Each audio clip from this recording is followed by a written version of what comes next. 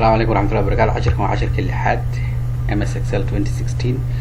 وحنا كوساب سنان دونا renaming sheets سيدا الله مجا اللوجة بدله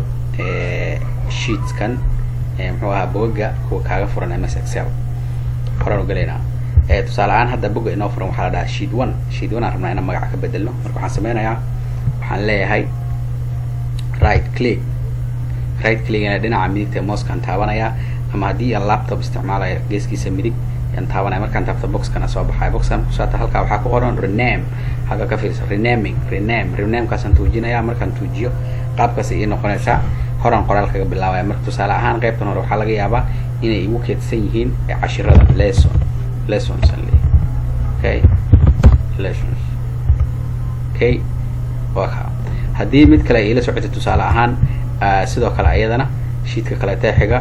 waxa laga yaabaa inuu halkan igu jiro muxuu ahaa magacyada ardada okay magacyada ardada waxaan dhahayaa marka student right click aan leeyahay waxaan sameynayaa list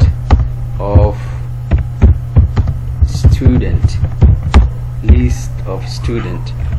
aan ku qoranayaa okay وكا مركا هدان ربا sheet كان مركا العشر يقول ديارسين هاي هالكون يقول قرية تنام تابانايا هدي عندنا يا أرضا بقعيدو دانا سو أرك هالكان تابانايا هدي بتكلا أي جت تسأل عن assignment أي تهاي إذا نسيدو كلا تساسو مقاونا محلي assignment فمدا assignment تيجا أنكو دري وكا مركا وحاوايا وحانا يستا work book انتالدن هراء وسوق عدنا work book هراء وسوق شرحي وحاويان واحد هيستا work book وكا lessons list of student يا assignment marka waxa way arda lesson halkan ku jira bogan ku qoran yahay list of student ardada magacyadooda halkan ay ugu qornaanayaan list assignment-ga halkan ay ugu qornaanayaan marka sidaas ayaa loo rename garaya qaab kale loo rename garaya waxa way double click halkan aad double click leedahay double click marka dhahdo taas ku noqonaayeen qoraal hore oo bilaabaysa qoraalka halka oo bilaabanaysa